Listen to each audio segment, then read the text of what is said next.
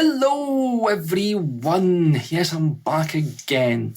Now everybody's been asking me about ACUSTICA Audio Opal. Now John Oram, who used to work with Trident and Vox and stuff like that, he made his own hardware units, okay, and ACUSTICA Audio sampled that hardware unit. Now the thing that seemingly makes this plugin very different from everybody else comes from the creator itself, okay, John Oram, that he said that there's a certain type of group delay, and he basically said that he basically let the cat out of the bag for his secret technique, and he utilised group delay and manipulated it a certain way in his units, and he did it especially on the hardware unit that the Opal sampled.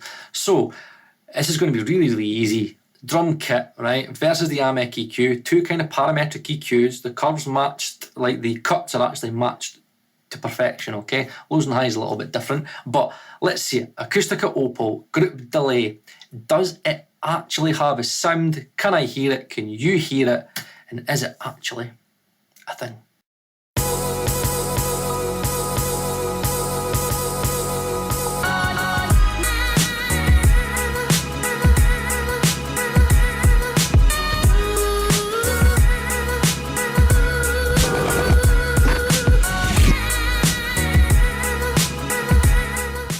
So group delay. What is group delay? I kind of don't. I kind of still don't know. All I can kind of get from his PDF that he made was it's got something to do with delaying. I think is it harmonics. I think I might be wrong, but I think it's like delaying the lows and the highs. So you get like subharmonics and you get like higher order harmonics. And I think that you can have group delay. And I think group delay happens on like normal EQs, it happens, but he did it in a way where obviously you have intermodulation distortion, and intermodulation distortion is when two frequencies meet at the same time, and then again they kind of cross together, and then they're trying to reduce the amount of intermodulation distortion so the lows and the highs come in at separate times. I think that's it. I'm sorry, I'm so sorry, I'm so sorry. Goes over my head. Now what I've done is I thought, know what, I don't own the plugin, but I thought, no, what? Let's just kind of see what this thing sounds like. Because lots of people have been saying it's meant to sound more open. If you use it as a subtractive EQ and you cut with it, things sit a little bit better. So I thought, no, what? Let's just do a drum kit, because it's kind of more, a mix is a little bit more dense, but a drum kit's more than open. You got your kick, you got your cymbals, you got your snare, you got, you know what I mean? You can kind of hear things a little bit more. So what I've done is I've compared it to the Amek EQ, because the Amek EQ from Plugin Alliance is a 5-band EQ. So again, it's low shelf and 3 mid bands, okay? So I thought that'll be easy. And the Opal has very standard Q filters. They're very, very easy to replicate. It's very, very, very linear. The lows and the highs are are very different, right? So that's as close as I can get the lows and the highs. In the Amek, I had to have the low pass filter off just to get the highs to be as close as I physically could. So the lows and the highs, that's as close as you're going to get them. I can't get them any closer. But the actual cuts themselves are perfect, right? They're bang on, okay? So looking at these kind of curves, and again, I'll show you the harmonics very quickly. Now you'll notice that again there is more harmonics, which is funny because people say it's a cleaner unit, but it does have more harmonics than say an Amek. And an Amek is just the Amek. For anybody who doesn't know from the Plugin Alliance, it's just a fucking parametric EQ with a bit of THD, a bit of TMT. I like a bit of the Brainwork stuff in the Mono Maker. It's very, very easy. It's very, very parametric. Very, very, very, very linear. Okay, so. Really looking at those curves, there shouldn't be much of a difference, you would think. Really, there'll be a little bit of difference in the lows and the highs, but in terms of the actual cuts, and especially in the snare and the mids, you wouldn't think there'd be that much of a difference. So let's kind of hear the difference, what it's doing to the dry, okay? So again, really 3 simple cuts. And again, you're maybe talking 2-3 dB max at a time. Again, they're quite wideish cues. So let's just hear what this thing's doing to a drum kit in the settings that I had it in. So this is the dry versus the Opal.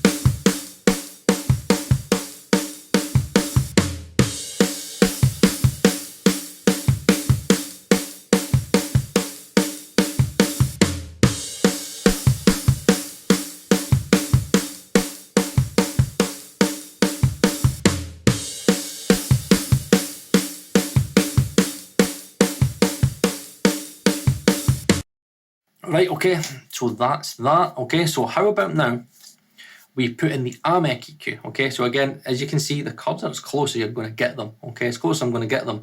So let's hear what the Amek's doing to the dry drums.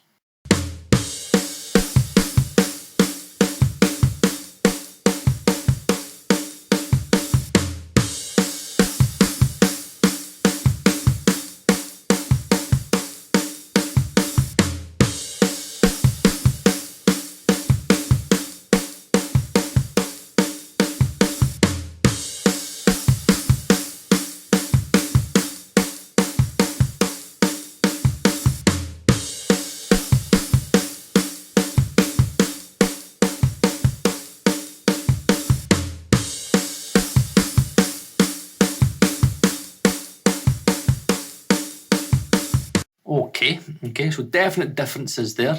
There's way more high end in the Amek, which is interesting because in the Opal, actually see that the high end actually goes further. That kind of steep low pass filter in the Opal actually goes further than the Amek, which is quite interesting. But again, you can see little dips and peaks and troughs and stuff like that in the highs a little bit. But yeah, I think I'm very surprised at the differences that I hear there. I didn't think they would sound as different. But either way, okay, how about we do them, all three of them now, so we can hear dry drums and then Amek and then Opal on top as well, so we can hear them all side by side.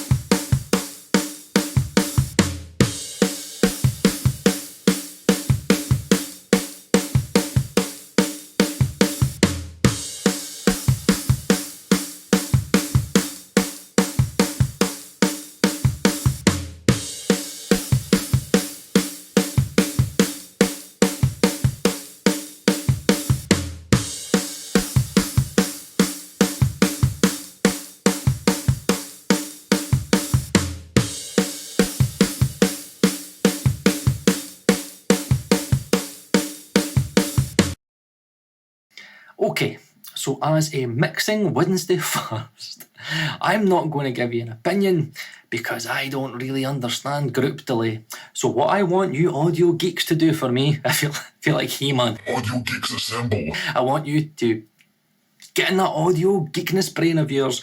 I want you to listen to those shootouts, those comparisons, and I want you to tell me if what the differences I'm hearing is that group delay in action. A group delay, again, is the way that John Oram uses group delay, I've been told, and he said it, is he manipulates group delay. So the differences in the lows, I can hear a little bit more mids in this low mid in the snare. I could hear the kicks definitely a little bit more tucked away, it's a little bit more tighter, where again the low end is bigger in the Amek.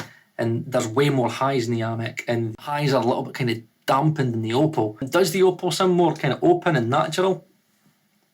I'm just kind of a little bit confused by it all. So let me know which one you preferred, and two, why. Okay, most importantly, don't just say I preferred that. Tell me which one you preferred and why. And also number three, if you think the differences that I'm hearing is due to group delay, and if that's the reason why these two plugins sound so different when the curves are very, very, very closely matched, the cuts are bang on, right? Is that the difference I'm hearing? Is that group delay? Is it group delay? And do you like that sound? And do you think it's enough to use that plugin over that plugin? I'm putting it in your hands because it goes over my head. If somebody wants to explain group delay better, way better than what I understand, please comment down below as well. So Mixing Wednesday, right, there's another video for you all about, and I apologise, I actually have an apology for Waves Audio, and I'm also oversampling Waves Audio as well. Okay, how great a video does that sound? An apology from Paul Third, would you believe it? So remember, like and subscribe, click the join button down below if you want to get more into audio geekness with me, find out what I'm doing and have more of an input into Mixing Wednesdays as well. Click that join button. So guys, I've been Paul Third, this has been Mixing Wednesday. plays. Remember to leave a comment down below. No arguments, please. Audio geekness at its best. I'll see you again next week.